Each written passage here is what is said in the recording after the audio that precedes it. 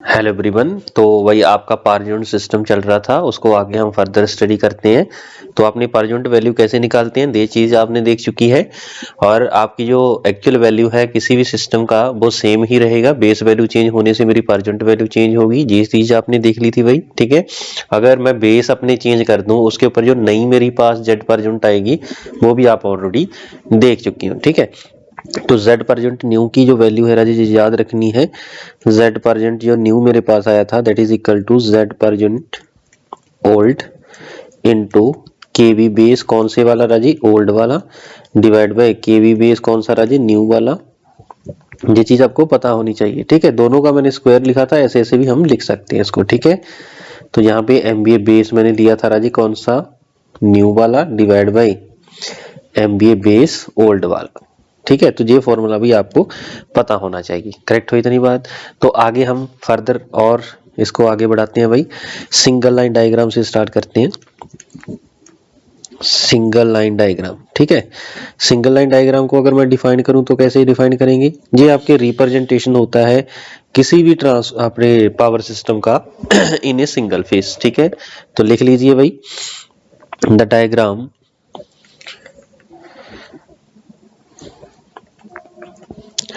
which represents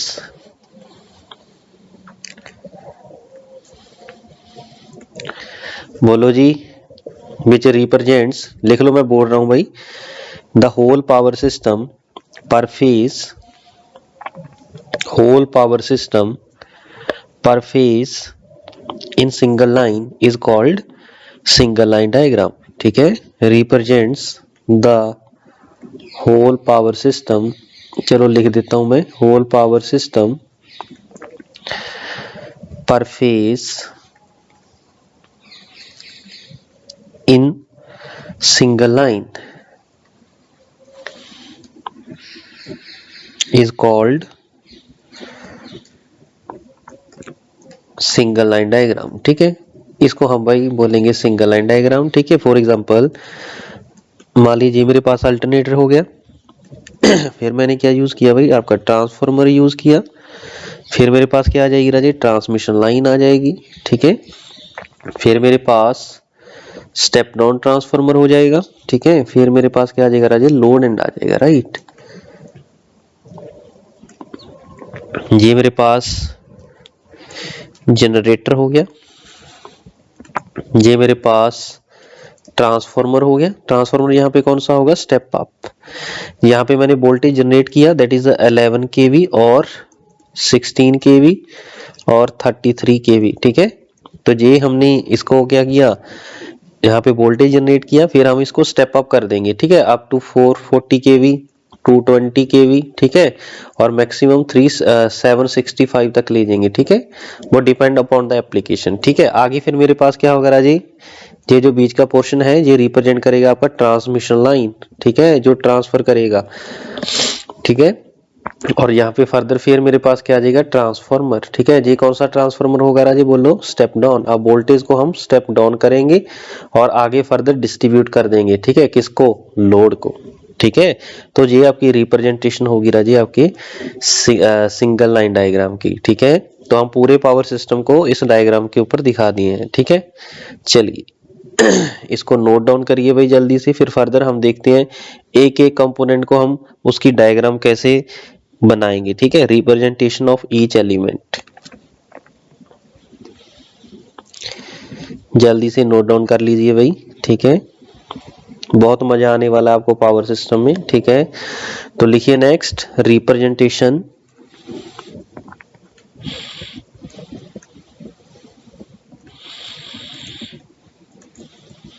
of each element.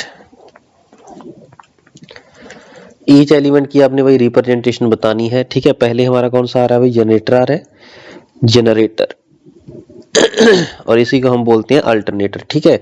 और ये जो जनरेटर होता है भाई, ये आपका सिंक्रोनस जनरेटर होता है। कौन सा होता है, सिंक्रोनस इन नेचर का, ठीक है। चलिए इलेक्ट्रिकल मशीन में देखेंगे भाई आपका इंडक्शन मशीन, सिंक्रोनस मशीन। तो ये जो जनरेटर आपका रहेगा जनरेटिंग स्टेशन के ऊपर वो सिंक्रोनस जनरेटर रहेगा, ठीक है। अब मैं आपको इलेक्ट्रिकल मशीन में पढ़ाऊंगा, जो लोग मेरे से पहले पढ़ चुके हैं उनको क्लियर होगा। जो आपका जनरेटर होता है सिंक्रोनस जनरेटर, उसको हम ऐसे रिप्रेजेंट करते हैं भाई, उसकी जो डायग्राम होती है राजे इस टाइप की होती है, ठीक है। जहाँ पे वोल्टेज जो रहती है EF एंगल ऑफ डेल्टा, ये आपकी रेजिस्टेंस होती है RA, ठीक है, और इसको हम बोलते हैं एक्सेस, ठीक है। और यहाँ पे जो करंट जाएगा दैट इज योर IA, और यहाँ पे जो वोल्टेज रहती है उसको बोलते हैं हम टर्मिनल वोल्टेज। करेक्ट हो इतनी बात? तो आपको ये भी क्लियर था, एक्सेस जो था मेरे पास that is leakage reactance plus armature reaction की रिएक्टेंस, ठीक है। ये आपकी स्टैंडर्ड रिप्रेजेंटेशन होती है, ठीक है, किसी भी सिंक्रोनस जनरेटर की, ठीक है। याद रखना जहाँ पे जो लोड एंगल होगा पॉजिटिव होता है, ये आपकी टर्मिनल वोल्टेज होगी, ठीक है। ये आपकी सिंक्रोनस जनरेटर की रिप्रेजेंटेशन होती है, ठीक है। ये जो RA होती है जनरली, लिखिए नेक्स्ट, जनरली ये जो RA होता है जी, ये अप्रोक्सीमेट 0 ओम होता है, ठीक है। इसका मतलब अगर ये 0 ओम है तो हम सिंपली इसको, इस सर्किट को ऐसे ड्रॉ कर देंगे, ठीक है, क्योंकि आगे मुझे पर यूनिट रिएक्टेंस डायग्राम जब ड्रॉ करनी होगी तो उस केस में मुझे इसकी जरूरत पड़ेगी, ठीक है। यहाँ पे करंट आपका IA जाएगा, ये आपका होगा EF एंगल ऑफ डेल्टा, ये सेम आपके पास voltage angle of 0 degree. Correct हो इतनी बात? और ये मेरे पास हो जाएगा JXD, ठीक है। एक्सेस को हम यहाँ पे पावर सिस्टम में XD बोल देते हैं, ठीक है, XD, ठीक है। तो XD आपके पास लिखा रहेगा, जो जनरेटर की रिएक्टेंस होगी उसको हम XD लिखेंगे, ठीक है जी। तो जहाँ पे भी मेरे पास ये जनरेटर दिखा मुझे ये जैसे ही मुझे ये जनरेटर दिखा उसको मैं उसकी डायग्राम ऐसे ड्रॉ कर दूंगा, ठीक है। ये इंपॉर्टेंट है भाई आपका। अब नेक्स्ट फर्दर मेरे पास क्या आ रहा है, ट्रांसफार्मर, ठीक है। ट्रांसफार्मर आ रहा है तो ट्रांसफार्मर की रिप्रेजेंटेशन देख लेते हैं भाई, ठीक है। तो नंबर 2 पे देखेंगे ट्रांसफार्मर, क्योंकि मुझे रिएक्टेंस डायग्राम बनानी पड़ेगी, उसमें मुझे पता होना चाहिए किस पैरामीटर को किस टाइप से ड्रॉ करनी है, ठीक है। ट्रांसफार्मर तो ट्रांसफार्मर की केस में देखिए भाई, ट्रांसफार्मर मेरा यहाँ पे आ रहा है, ठीक है। एक तो साइड उसकी ये वाली होगी, एक साइड मेरी जे वाली होगी, समझ रहे भाई पॉइंट, जे वाली साइड और जे वाली साइड, ठीक। चलिए इसका मतलब ट्रांसफार्मर की जो रिप्रेजेंटेशन होती है कुछ इस टाइप से होती है राजी, आपको सभी को पता है। ट्रांसफार्मर की एक प्राइमरी साइड होगी, एक क्या होगी राजी, सेकेंडरी साइड होगी, राइट। और दोनों मैग्नेटिकली कपल होते हैं, ठीक है, इलेक्ट्रिकली कपल्ड नहीं होते, ठीक है। मान लीजिए इस साइड का इंपीडेंस Z1 है, इस साइड का इंपीडेंस कितना है, Z2 है, ठीक है जी। आपको पता है स्टैंडर्ड रिप्रेजेंटेशन होती है किसकी, बोलो जी, बोलो यार, आप बोलते बहुत कम हो, ठीक है, ट्रांसफार्मर की, राइट। अब नेक्स्ट मेरे पास क्या आ रहा है, ट्रांसमिशन लाइन, ये जो पार्ट है that is your transmission line, ठीक है। तो ट्रांसमिशन लाइन की रिप्रेजेंटेशन कैसे करते हो भाई, जल्दी से बताओ। ट्रांसमिशन लाइन को तो रेजिस्टेंस और इंडक्टेंस के साथ दिखा देते हो भाई, ठीक है। कैपेसिटेंस का इफेक्ट 0 मान लो, जो जहाँ पे कैपेसिटेंस रहेगा उसको आप 0 मान लो, ठीक है, उसका इफेक्ट को नलिफाई कर लो, ठीक है। तो आपकी रिप्रेजेंटेशन ट्रांसमिशन लाइन की जे होती है, यहाँ पे हेडिंग दे देना ट्रांसमिशन लाइन, बोलो भाई यही होती है ना, कोई बात नहीं, डिटेल में देखेंगे पावर सिस्टम 1 में, ठीक है। चलिए आगे देखिए मेरे पास क्या आ रहा है, आगे मेरे पास क्या आ रहा है भाई बोलो, ट्रांसफार्मर अगेन आ गया, इसकी रिप्रेजेंटेशन भी सेम होगी। नेक्स्ट फर्दर मेरे पास आ रहा है जी लोड, ठीक है। तो लोड की रिप्रेजेंटेशन देख लेते हैं भाई। तो लोड भी आपके भाई दो टाइप के होंगे, एक तो स्टैटिक लोड होगा, एक क्या होगा, डायनामिक लोड, ठीक है। तो लिखिए फोर्थ पॉइंट, लोड, लोड दो टाइप के होंगे भाई, एक तो क्या होगा आपका static load, second one is dynamic load. Static load का मीन क्या है, जो स्टेशनरी हो, ठीक है, जो रोटेट ना करे, ठीक है। रोटेट ना करने का मतलब क्या है, resistive load, inductive load, capacitive load, RL load, ठीक है, RC लोड, जितने भी लोड पॉसिबल हैं, ठीक है, these are the static load, ठीक है। रेजिस्टेंस की एग्जांपल क्या होगी आपकी, हीटर, ठीक है। ऐसे ही जो डायनामिक लोड होते हैं ना जी, वो क्या होते हैं, लोड जो रोटेट करते हैं। कौन से लोड रोटेट करेंगे भाई, बोलो, बोलो जल्दी से यार, ये तो इंपॉर्टेंट है आपका। फॉर एग्जांपल मोटर, मोटर क्या भाई, लोड है लेकिन वो रोटेटिंग है, these load are known as dynamic load. ठीक है, ओके हुई बात। चलिए अब स्टैटिक लोड को कैसे रिप्रेजेंट करेंगे भाई तो यहां पे लिखेंगे स्टैटिक लोड। तो स्टैटिक लोड को तो जस्ट उसके सिंबल के साथ रिप्लेस कर देंगे भाई,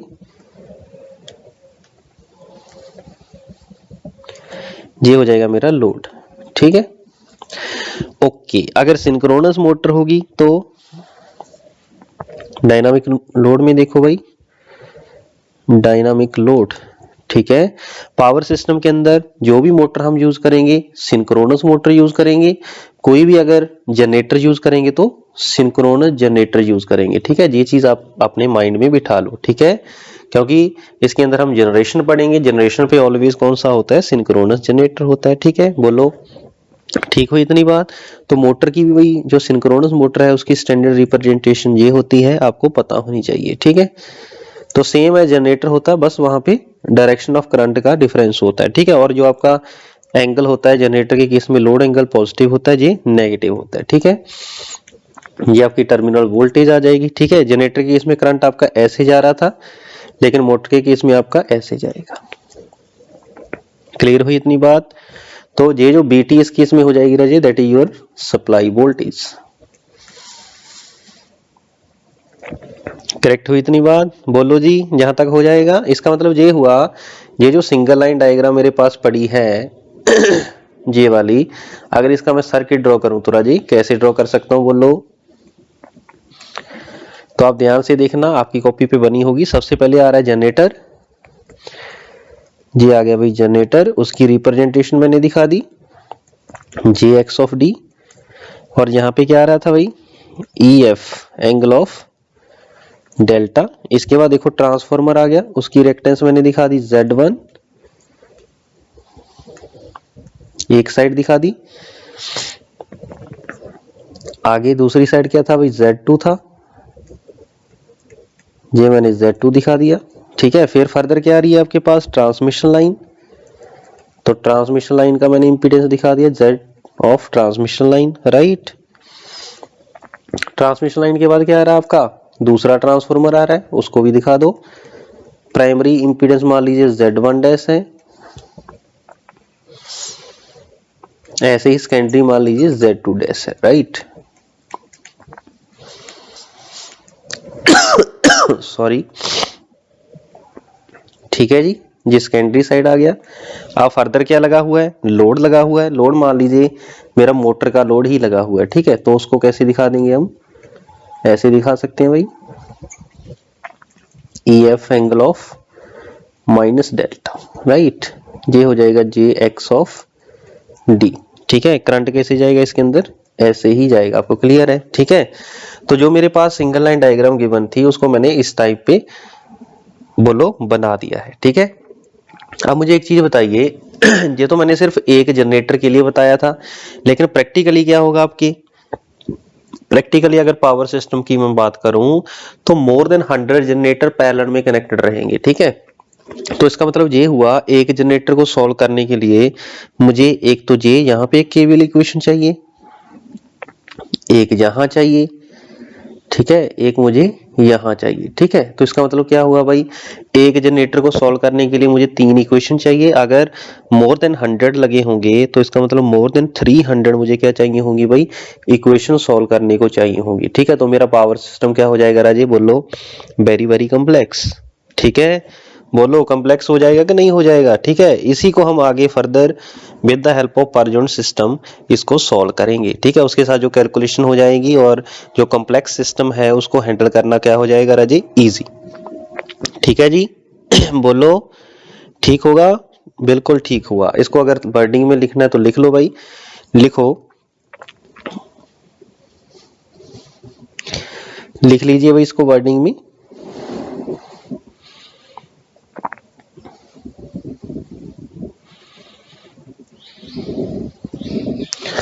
वर्डिंग की फॉर्म में इसको लिखो, जल्दी से लिखिए दिस डिसकंटिन्यूटी, लिखिए this discontinuity is due to the presence of transformer, as voltage or current is different on each side of transformer। ठीक है, ये जो नंबर ऑफ आपकी डिफरेंट इक्वेशंस बन रही हैं Raje, that is due to transformer. Transformer की वजह से क्यों हो रहा है भाई? देखो ये जो इक्वेशंस बन रही हैं आपकी, ये जो इक्वेशन है ये ट्रांसफॉर्मर की वजह से ही बन रही है, क्योंकि प्राइमरी साइड इसका वोल्टेज और करंट डिफरेंट होता है। अगर मान लीजिए करंट मेरा सेम होता तो मैं इन दोनों सर्किट को जोड़ सकता था, क्योंकि सीरीज में आपका सेम होता है। ठीक है, this is due to the presence of transformer. इसका मतलब ट्रांसफॉर्मर की वजह से ये चीज हो रही है। ठीक है, तो लिखिए this discontinuity is due to the presence of transformer as voltage और current is different in each side of the transformer. ठीक है, तो आगे इसका लिखो, फॉर वन जनरेटर, एक जनरेटर के लिए मुझे कितनी इक्वेशन की जरूरत पड़ रही है भाई? बोलो, अरे भाई बोलो यार, एक जनरेटर के लिए कितनी जरूरत पड़ रही है? 3 इक्वेशन की जरूरत पड़ रही है। ठीक है, there are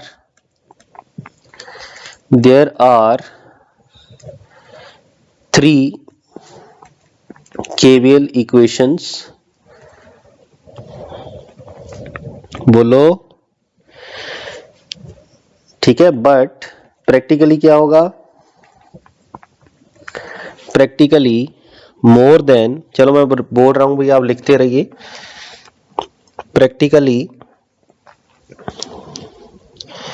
system has 100 of generator connected in parallel, 100 of generator connected in parallel, which results very large number of KVL equation, which results very large number of KVL equations।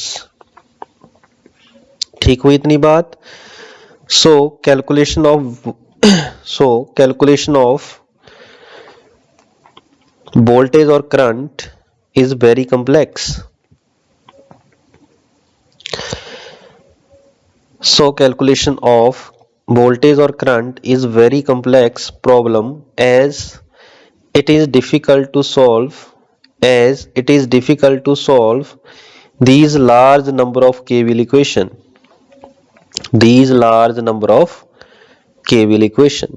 ठीक है, चलिए फर्दर लिखिए भाई। Further, to solve this problem हम use करेंगे भाई per unit system. We will use per unit system. Very good, तो हम क्या यूज करेंगे राजे? पर यूनिट सिस्टम यहाँ पे यूज करेंगे। ठीक हो इतनी बात?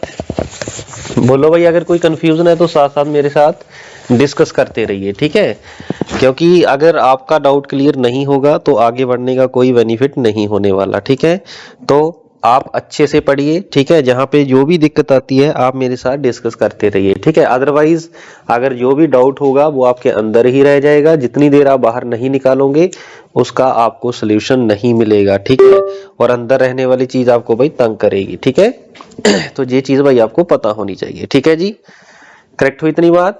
चले आगे, चलिए फर्दर देखते हैं भाई। नेक्स्ट, अब पर यूनिट सिस्टम के साथ हमारी कैसे कैलकुलेशन चेंज होगी, ठीक है, कैसे सही हो जाएगी वो हम आपको बताएंगे। ठीक है, तो आप ये चीज बताइए, ये जो नंबर ऑफ इक्वेशन मैंने पहले भी बताया है, ये किसकी वजह से आ रही है? With the help of transformer. Transformer की वजह से ही आ रहा है, इसका मतलब ट्रांसफॉर्मर का मुझे समाधान करना होगा। ठीक है, तो उसके समाधान के लिए भाई देखिए मैं एक एग्जांपल ले रहा हूं। ठीक है, ट्रांसफॉर्मर को ही कंसीडर कर रहा हूं। मान लीजिए मेरे पास एक ये ट्रांसफॉर्मर है, ठीक हुआ, और मान लीजिए मैं सेकेंडरी साइड इसका रेजिस्टेंस लगा दिया भाई 16 ओम सपोज। ठीक है, और ट्रांसफॉर्मर मान लीजिए मेरे पास 200/500 वोल्ट का है, और इसकी मान लीजिए केवीए रेटिंग 10 केवीए का ट्रांसफॉर्मर है। ठीक है, चलिए अगर मैं आपसे बोलूं पर यूनिट वैल्यू निकालो, per unit value of impedance on secondary side, तो सेकेंडरी साइड एक्चुअल वैल्यू कितनी दिख रही है राजे? बोलो बोलो यार, 16। तो आपके पास फॉर्मूला क्या था? Z actual mean Z in ohm into, बोलो भाई क्या फॉर्मूला था भाई? MVA बेस बड़ी जल्दी भूल जाते हो यार, प्रैक्टिस किया करो, ठीक है। डिवाइड बाय केवी बेस का स्क्वायर, ठीक है। यही फॉर्मूला बताया था भाई आपको, बोलो। बिल्कुल यही बताया था सर। अब मुझे एक चीज बताइए, Z इन ओम की वैल्यू कितनी है? 16 है सर। इनटू एमबीए बेस कितना है आपके पास? 10 इंटू 10⁻3। 10 की पावर 3 क्यों लिया? क्योंकि केवीए गिवन है, ठीक है। यहाँ पे देख सकते हो ये केवीए आपके पास भाई गिवन है। करेक्ट हो इतनी बात? चलिए अब मुझे एक चीज बताइए, ये जो केवी बेस है ये कौन सी लें? ठीक है, ये आपका भाई इंपॉर्टेंट और कंफ्यूजिंग पैरामीटर ऑलवेज सभी स्टूडेंट का रहता है कि हम ट्रांसफार्मर के केस में बेस वोल्टेज 200 लें या 500 लें, ठीक है। ये 200 लें या 500 लें, ठीक है, इसकी मैं बात कर रहा हूं, ठीक है। क्योंकि 200 बाई 500 का आपके पास ट्रांसफार्मर है, ठीक है। इसका मतलब ये हुआ कि मैं 200 लूं या 500 लूं, ये कंफ्यूजन ऑलवेज सभी स्टूडेंट की रहती है और यहाँ पे मिस्टेक भी आपकी होती है, ठीक है। तो इसका भाई सिंपल सा फंडा यही है कि आपने जिस साइड आप per unit value of resistance निकालना चाह रहे हो, जिस साइड जो भी चीज करना चाह रहे हो, उसी साइड की आप क्या लोगे भाई? Base value. This point is very important, ठीक है, इसको नोट कर लीजिए अपनी लैंग्वेज में। जिस साइड आप जेड पर यूनिट निकालना चाहते हो या ट्रांसफार्मर की किसी भी साइड में जो भी पैरामीटर निकालना चाहते हो, उसकी जो बेस वोल्टेज की वैल्यू होगी वो वही उसी साइड की होगी, ठीक है। इसका मतलब यहाँ पे केवी बेस कितना होगा राजी? 500 का स्क्वायर। समझ रहे मेरी बात? चलिए इसको अगर मैं सिंप्लीफाई कर लूं तो देखिए आंसर कितना आ रहा है भाई। 100 इंटू 100 कर लो इसको, डिवाइड बाई 25 इंटू 10⁻4। 10⁻4 मेरा कैंसिल हो जाएगा, तो जो Z पर यूनिट आएगा राजे, Z per unit on secondary side कितना आ गया बोलो भाई? 16/25 पर यूनिट। चलिए जी, ठीक है। अब मैं क्या कर रहा हूं, इस 16 ओम को प्राइमरी साइड लेके जा रहा हूं और देख रहा हूं मेरा आंसर कितना आ रहा है, ठीक है। लिखिए now resistance is refer to secondary side. अब हम इसको भाई सेकेंडरी साइड लेके जा रहे हैं, ठीक है। तो सेकेंडरी साइड लेके जाओ भाई, तो रेजिस्टेंस मेरी यहां पे आ जाएगी। चलो मैं रेजिस्टेंस के सिंबल के साथ ही बनाता हूं भाई।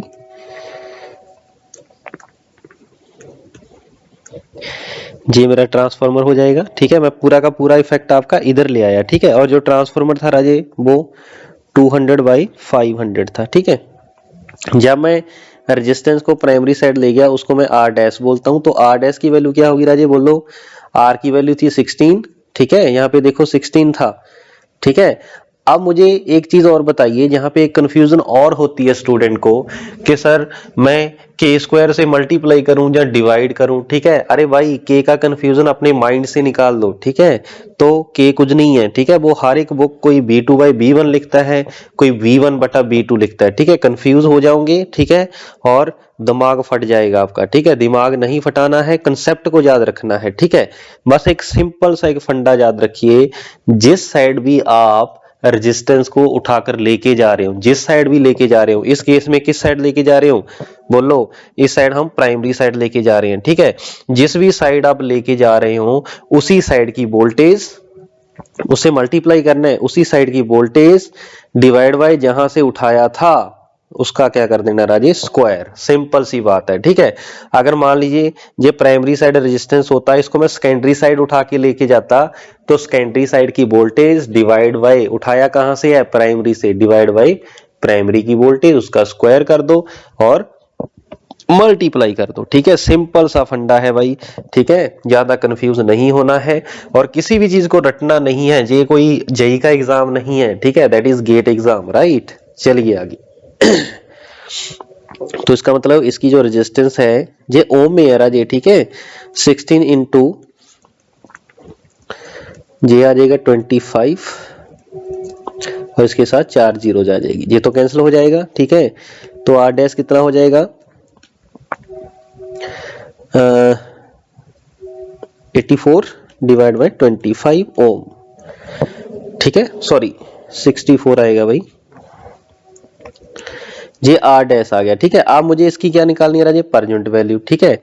तो पर यूनिट वैल्यू निकाल दो भाई, बोलो Z पर यूनिट वो क्या था, Z इन ओम इनटू, मैं बार बार फॉर्मूला लिख रहा हूं सो दैट आप इसको याद रख लो, MVA base divide by KB base का स्क्वायर।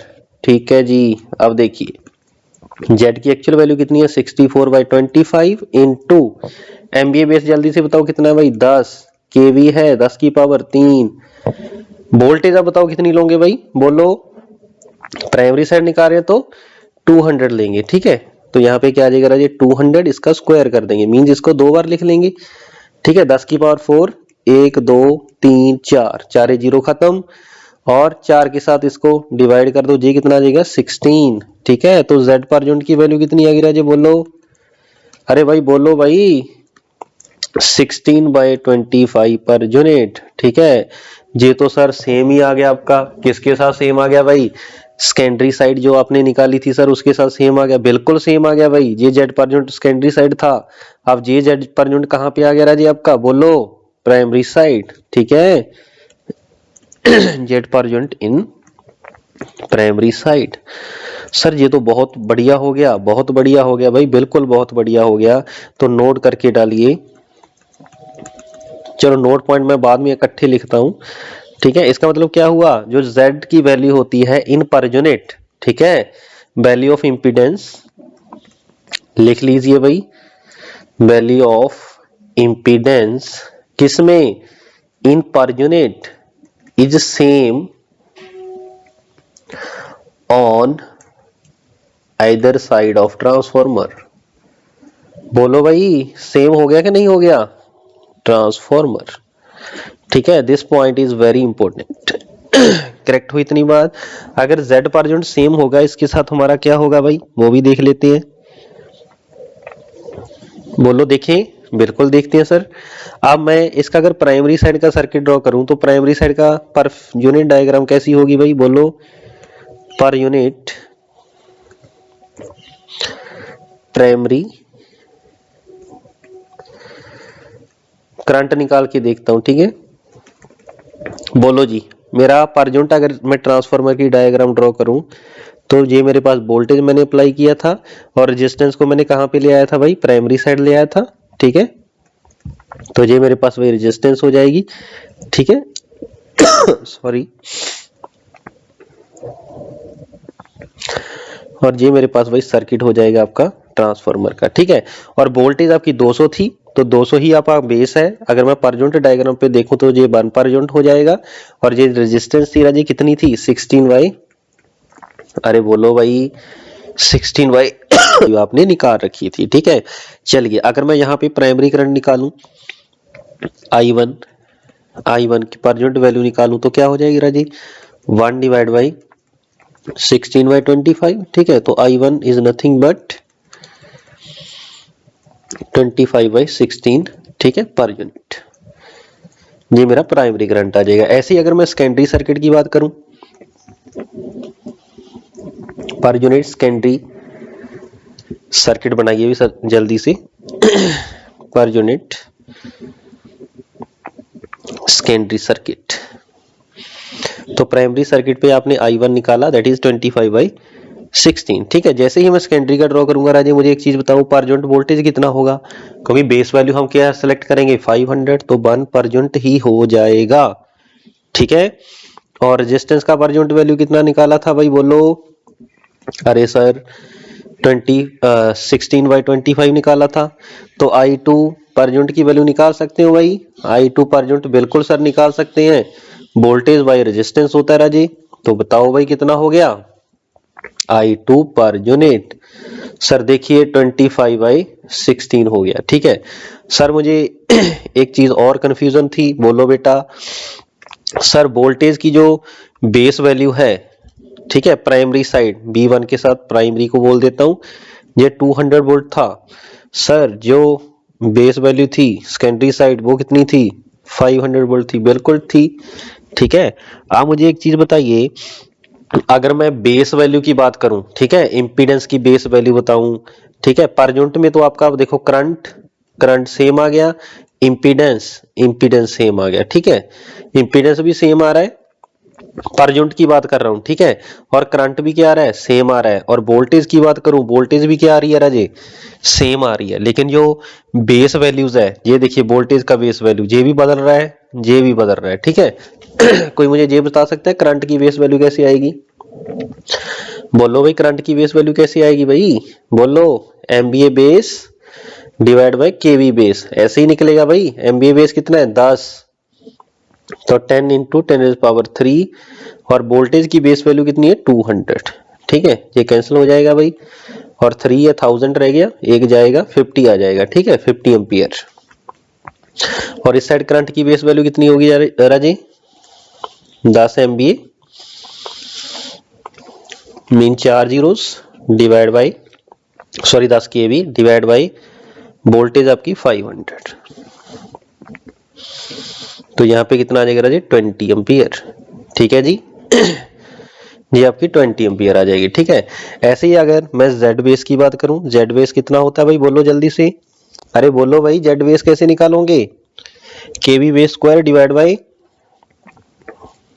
बहुत जल्दी भूल जाते हो भाई, एमबीए बेस। केवी बेस कितना था, बोलो, वोल्टेज सेकेंडरी साइड बताओ यार जल्दी से, 500 इंटू 500, नीचे कितना है, 10 केवी मीन्स 3 जीरो और ऐड कर दो, ठीक है, तो कितना बच जाएगा, 25 ओहम, ठीक है।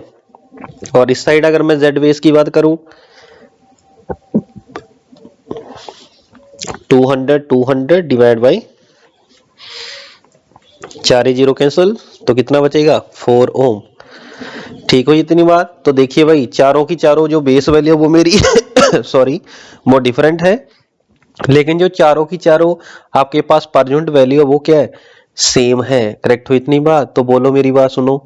तो इसका मतलब क्या हुआ, इसका मतलब ये हुआ, पर यूनिट सिस्टम के केस में अगर आपका सेम करंट जा रहा है, इसका मतलब मेरा सारे के सारे जो डिसकंटिन्यूटी थी वो मेरी रिमूव हो जाएगी कि नहीं हो जाएगी, ठीक है, बिल्कुल हो जाएगी सर। तो नोट करके लिखो फिर जल्दी से, टाइम क्यों वेस्ट कर रहे हो भाई, ठीक है, लिखिए, डालिए नोट। पहला पॉइंट लिखिए, पर यूनिट वैल्यूज ऑफ, पर यूनिट वैल्यूज ऑफ, लिखो भाई जल्दी से फटाफट। स्टोरी मैंने आपको बता दी है, अब थोड़ा सा रिटर्न में लिख लो, सो दैट जब आप नोट्स पढ़ोगे आपको याद आ जाए, ठीक है। तो लिखिए जी, per unit values of voltage, current and impedance on each side of transformer, on each side of the transformer is same, but the base values of each quantity means चारों quantities का, ठीक है, is different on either side of the transformer, is different on either side of the transformer, ठीक है। therefore by using per unit system discontinuity of transformer is removed, तो discontinuity भाई आपके transformer की क्या हो जाएगी, रिमूव हो जाएगी, ठीक हुई इतनी बात। तो इसका मतलब therefore transformer is represented by, तो ट्रांसफार्मर को हम भाई ऐसे रिप्रेजेंट कर सकते हैं कि नहीं कर सकते, एक रिएक्टेंस के साथ जिसकी वैल्यू क्या है, Z पर यूनिट। ये होगी आपकी रिप्रेजेंटेशन ऑफ, बोलो जी, ट्रांसफार्मर। वेरी गुड, करेक्ट हो इतनी बार, क्योंकि आपका जो पर यूनिट करंट होगा राजे दोनों साइड सेम होगा। क्लियर हुई इतनी बात। चलिए, अब जो मेरे पास सिंगल लाइन डायग्राम थी उसको अगर मैं पर यूनिट रिएक्टेंस डायग्राम में कन्वर्ट कर दूं तो क्या होगा, पर यूनिट रिएक्टेंस डायग्राम, या फिर मैं ऐसे बोल दूं कि उसको पर यूनिट में अगर सारे पैरामीटर को मैं पर यूनिट में चेंज कर दूं तो क्या होगा, ठीक है। तो बोलो भाई क्या होगा, सबसे पहले जनरेटर था, फिर क्या था, रेजिस्टेंस थी, सॉरी रिएक्टेंस थी जनरेटर की, फिर मेरे पास ट्रांसफार्मर आ गया, उसको मैंने ऐसे ऐसे करके ड्रॉ किया था, ठीक है। अब ऐसे ऐसे ड्रॉ नहीं करेंगे, ये पर यूनिट है तो उसमें सिंपल जे जेड हो जाएगी ट्रांसफॉर्मर की, ठीक है, जेड ऑफ ट्रांसफॉर्मर। आगे रिएक्टेंस डायग्राम आ गई थी भाई, सॉरी ट्रांसमिशन लाइन, तो ट्रांसमिशन लाइन का रिएक्टेंस। फिर मेरे पास ट्रांसफॉर्मर आ गया था, ये पहला ट्रांसफॉर्मर था, ये दूसरे ट्रांसफॉर्मर की आ गई, ठीक है। फिर मेरे पास क्या आ गया था भाई, बोलो, अरे बोलो भाई, फिर मेरे पास आ गया था लोड, ठीक है। तो भाई जे मेरे पास ट्रांसफॉर्मर है, जे ट्रांसफॉर्मर है, जे क्या है, ट्रांसमिशन लाइन है, जे मेरे पास जनरेटर गिवन था, जे मेरे पास लोड गिवन था, ठीक है। जब अब हम केवीएल अप्लाई करेंगे तो कितनी इक्वेशन है भाई, बोलो, एक इक्वेशन। तो मेरी कैलकुलेशन इजी होगी कि नहीं होगी, बिल्कुल होगी, ठीक है। तो इसका मतलब सर अब मेरे पास एक ही केवीएल इक्वेशन चाहिए होगी, ठीक है। तो बहुत बढ़िया हो गया, ठीक है। बहुत बढ़िया होने का मतलब क्या है, मेरी जो कैलकुलेशन है पर यूनिट की फॉर्म में वो इजी हो जाएंगी, ठीक है। जितनी भी जहां पे रिएक्टेंस रहेंगी वो पर यूनिट में होंगी, जे जेटी पर यूनिट में होगी, जे पर यूनिट में होगा, जे पर यूनिट में होगा, ठीक है। जितनी भी वोल्टेज यहाँ पे लगी होगी सभी के सभी किस में होंगे राजे, पर यूनिट में होंगे, जे भी पर यूनिट में होंगे, ठीक है। अब इसके ऊपर 3 टाइप की प्रॉब्लम बनेगी, उसको हम नेक्स्ट लेक्चर में 1 बाय 1 देखते हैं। इसके बाहर क्वेश्चन आपका नहीं आएगा और पूरा का पूरा कंसेप्ट आपका क्लियर हो जाएगा, ठीक है। तो मिलते हैं फिर नेक्स्ट लेक्चर में। Thank you.